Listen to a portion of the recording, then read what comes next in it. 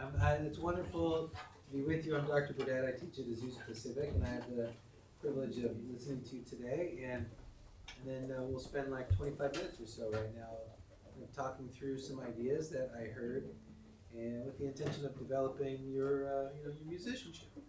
Well, first of all, let's do a little inventory.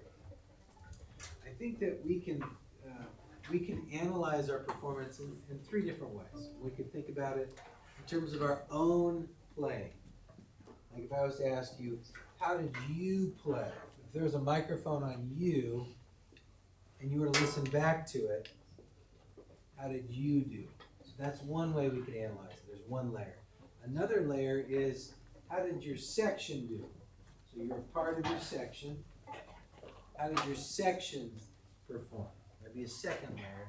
Then there'd be a third layer, which is, how do you think the entire ensemble did? The entire group. So self, section, entire ensemble. Okay? You can look at me, but I know we don't know each other well yet. You can look at me. You don't have to look down. I'm nice most of the time. So, I want you to give me a rating. Think about your own playing. Your own playing. There's a microphone on you, and you listen back to it. Did you perform better than you expected, as you expected, or maybe a little worse than you expected? We're talking about you alone. Okay? You don't need to look at anybody else because you're just rating yourself. Okay, so show me where you ended up. Better, approximately the same, a little worse.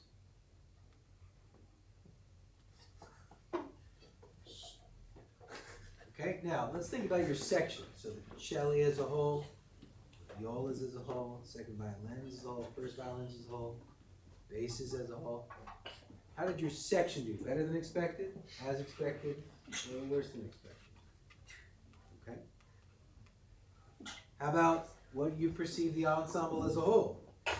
How do we all do? Better, as expected, maybe a little worse than expected. Okay.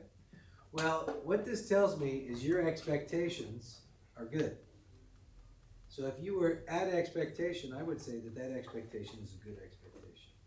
Because what I heard, I thought was really excellent. And I think you should be very proud of what you performed today.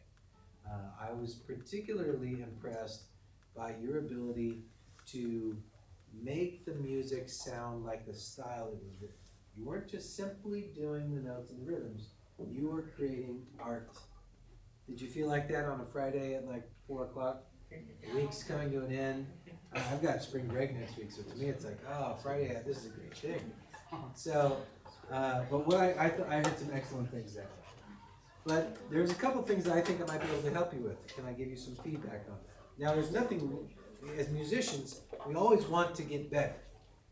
So you don't need to feel defensive because there are things we could do better. You don't need to feel sad about that, shamed, guilty, whatever. You don't have to feel any of that. You just go, I'm here to grow, so I'm going to take that into consideration, right? Now, Mr. Lai is a great teacher, and he's doing everything right. I bet what I'm going to say is going to sound a lot like what he said. So if that's the case, just smile.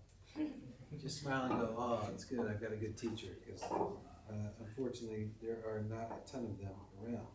So let's talk about the Vivaldi for a moment. Everyone pull the Inverno out.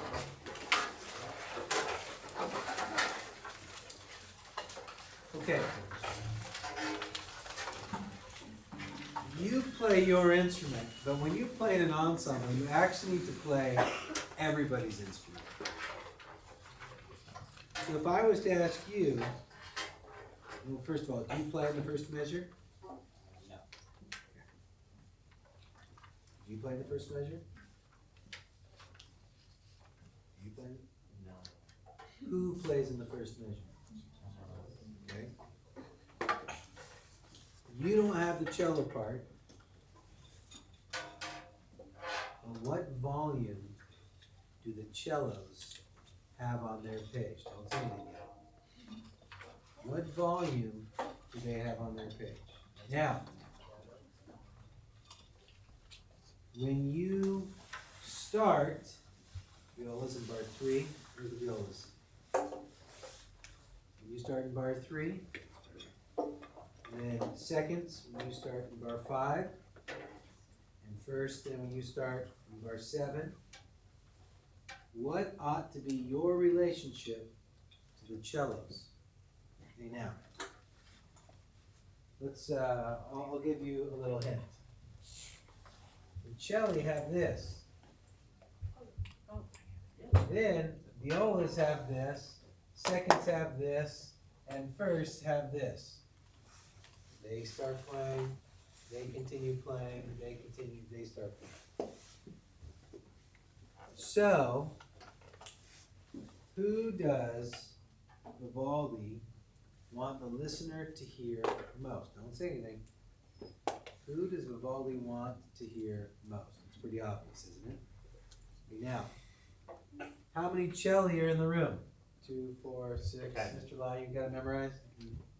10. How many violas are there? 9. Seconds? 13.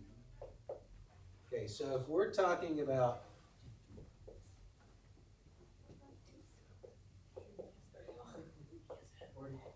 okay, if that was a math equation, is that true? Yeah. No. So if you do nothing, we're going to come up with this. And that's not what Vivaldi said. Got it? So what do you need to do if you're on this side of the equation?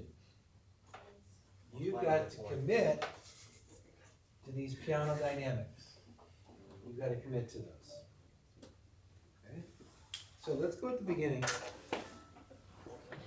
We're going to go all the way to measure 9. And we're going to test to see if we can get that equation to be correct. We're going to see if we can get that equation to be correct, all right? Feet flat on the floor, instruments in the ready position, please. Eyes up on me. Here we go.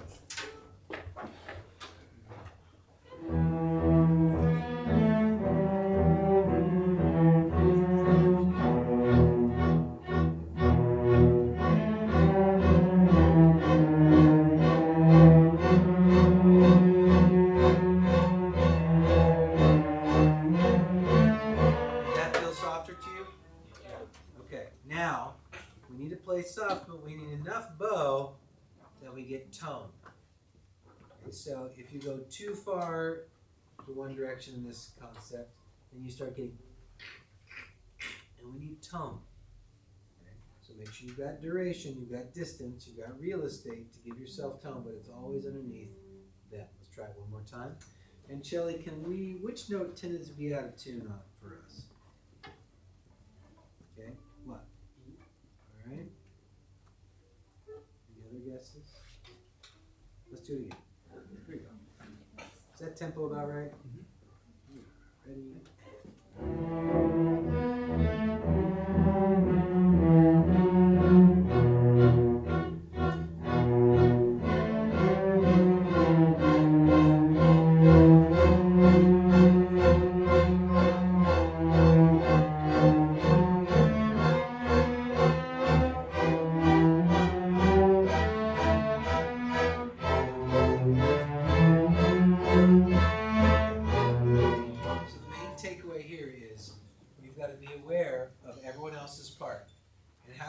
Cello said mezzo piano. You don't, unless you listen and you ask, or the person with everybody's parts, the conductor, tells you. And don't wait for the conductor to tell you, especially for the violas. Look over at their stand, see what they have. And if you're still not sure, look over them and go, it's not a cello. Okay? All right. The other element I want to bring to your attention. What's your name? Margarita. Would you play me, what's your favorite major scale? G major. That's my favorite too.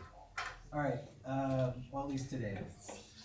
Play me a G major scale slowly in quarter notes. Okay, everyone listen to the volume of what happens here. Okay?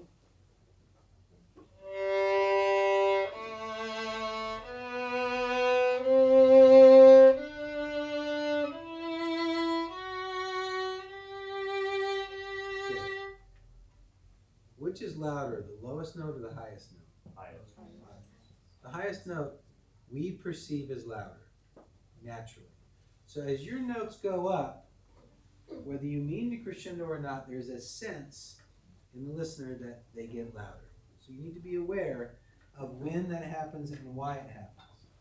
So, for instance,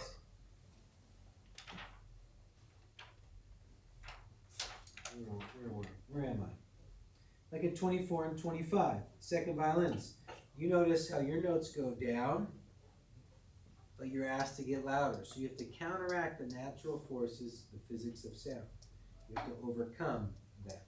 Now similarly, first, you need to be wary that you don't overpower others just because you're going up in pitch. So be aware of that. Now let's all look at measure 38. Did measure 38? I hope so. What's your volume at 38? What's your volume at 39? You've got to be careful that you don't tell people a piano's coming up. 38, many of us got softer, and I think what happened is your brains were looking at the next measure. Can we play 38, and then we're going to play the downbeat of 39. 38 and the downbeat of 39. Thank you for being ready. Appreciate that. Here we go. 38, downbeat of 39. 2, 3, and. Again. 2, 3, and. Good. No first this time. 1, 2, 3, and. Good. Play that piano. Ready? Hold it. Now play the note right before it. Play the next note right before it. Hold it. And. Now the note that's piano. Ready? Go. In tempo. 1 and 2 and ready. Go. There we go. That was really quite good. Be aware, don't foreshadow. We call that foreshadowing. You ever heard that term in your literature classes about books? Right? I bet that's a term your English teacher has said you need to know. In music, we don't want to foreshadow, at least at this point. There's other ways to foreshadow. This is not one of those. Okay? Tell the person next to you, what's one thing I've said in the last 15 minutes that made sense to you that you want to remember? Ready, go?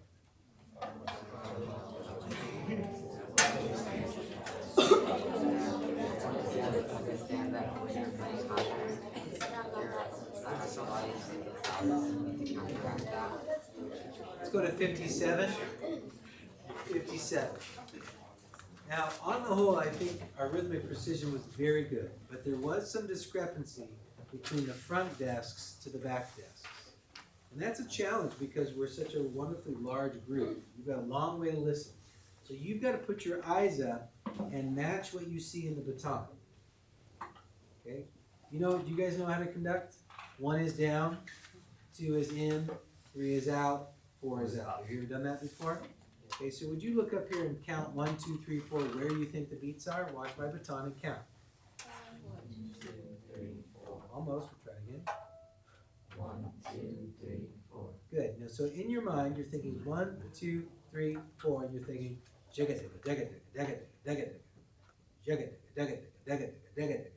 Now, if you're far away from the baton, you actually have to look with even more intensity as you're further away. Okay? Let's play measure 57 by itself. 57. Do you have this memorized? Okay, why don't you try it right now? Look at 57. I want you to try and memorize it. Most of you have 1 note. I think you can memorize that. And some of you have 2 notes. I bet you can memorize that. That's hard though. Okay? Here we go. 57. Together? 57. Eyes up on me. Let my baton play your instrument. Here we go. Ready? And. Okay. Now, keep that left hand still. Keep the instrument still. This is simply a right hand exercise. Here we are again.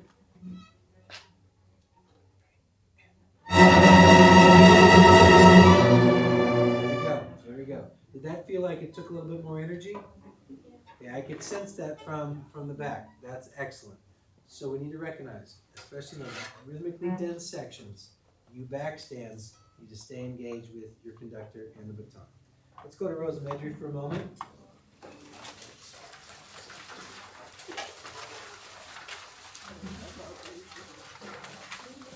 This is really wonderful, you guys. We're talking about some musical ideas here. This is excellent.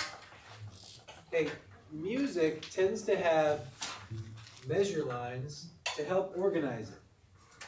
But we should not hear measure lines. We should not hear measure lines. And in fact, Mr. Von Williams does a wonderful job of making the sound actually kind of do this. Sometimes he'll do something like this, where he'll put 3/8 notes at the end of a measure and take us over and do a new part. Sometimes he'll do other variations of this rhythm, but he'll oftentimes accomplish that. Would you find somewhere in your music where you have one of these big long marks going over a measure line? Can you find one of those? Touch it with your bow and make sure your stand partner is looking at something that makes sense. If not, help them out.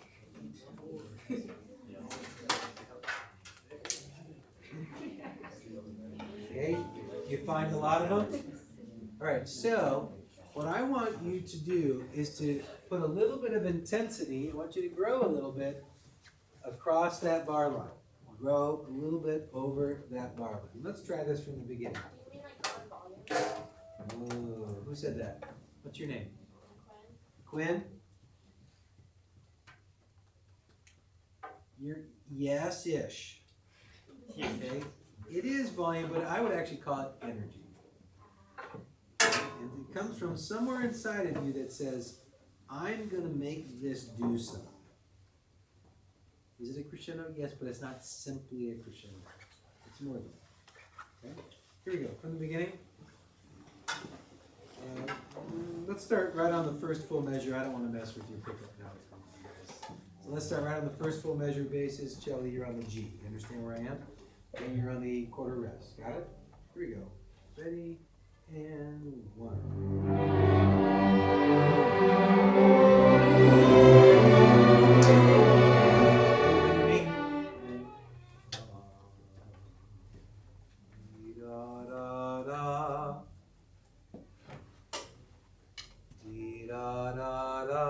You feel that?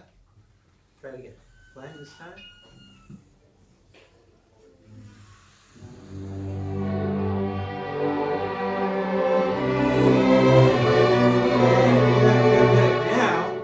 Now that was excellent, except for what's your dynamic?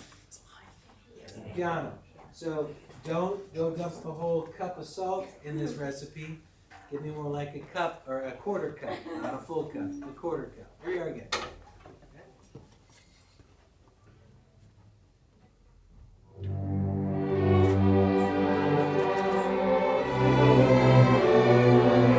Here's another one. Here's another one. Here's another one.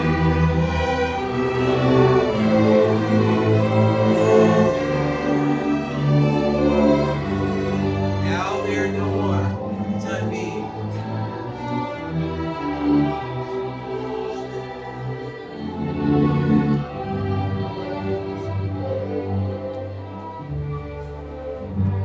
Now we're going to do it again, right? Now we have the theme again. It's a little difference underneath it, but you see how these waves sort of happen? I'd like to get you to start doing a little bit more of those waves. And that way the music has a sense of flowing.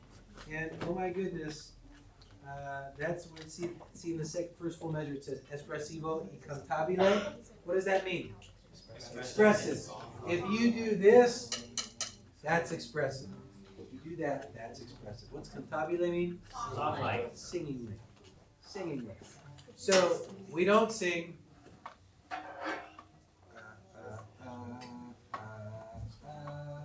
We sing this way. So when you add these kind of shapes, these kind of energies over the bar line, we tend to perceive them as expressive. And you're doing this already. You're doing it. I would just say, how about a little bit more? Add a little bit more sugar to that recipe. Add a little bit more salt to that recipe. And we'll be even better. That's really, really excellent. Let's look at tumblers.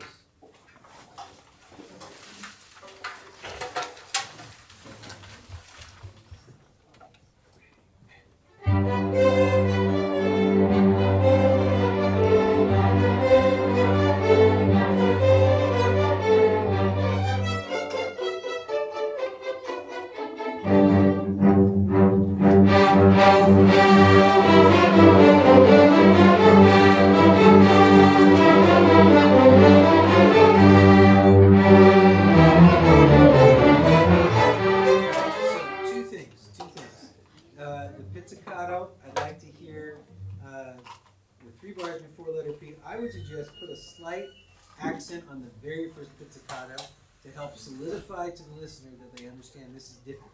This is different. Okay? Cello basses, I think the offbeats were generally good, but I think they can still get tightened up. Could you feel that they still got a little bit squirrely there? Okay. And I don't know about you, but when I play offbeats, I have to do something on the beat. Or I'm bouncing. Tap, tap, tap. I've got to do something on the beat. And I think that's true of our bodies and our minds. We have to feel down in order to understand up. So whatever that is for you, do it. I'm not sure Mr. Levy wants you to hoe down with your foot, but something, I think you'd be okay with that. Now, first, yum tum tee, yum ting tum, yum tum tee. Those downbeats have natural accents to them. You don't have an accent in the music.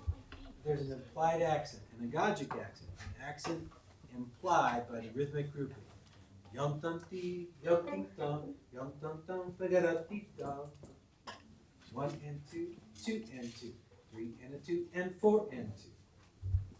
Do you feel this in there too? Yum tum tee, tum ting tum, yum parada tee ta ta. The 4th time is biggest. Yum tum tee, yum ting tum, yum parada tee ta ta. Not da da tee da tee ta, da da da da tee ta ta. Feel the difference? Okay, let's play it. One more time, letter O. Try that. Push yourself to adding that kind of energy. Here we are. O, 2, 3, and. 1,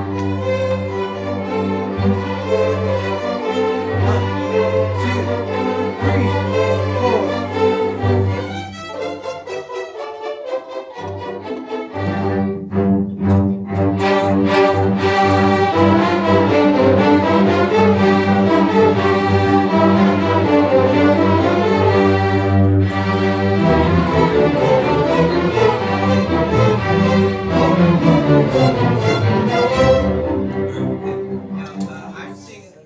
Shoulder movement here from the violins, and I'd like to see a lot more elbow hinge from the violins. Even as you're up high, okay, don't get so much of it. You need to be lazier. This doesn't make you work harder. This is work less. Work smart, not hard. Okay? One way you can do that, if you don't have, if your hands are clear, just take your hand across your other arm and just go up and down. Up and down. It'll train this hinge to work the way it ought to. Because this left arm doesn't go down like this, so you can pull down. Go straight, okay? Other right arm. Yeah. There you go. That's it. All right, correct. All right, everybody. Hey, thank you. Actually, before we go, I want you to share with the person next to you what's the one thing that I've said during this whole time that made sense to you that you want to remember going forward with this repertoire. Ready, go?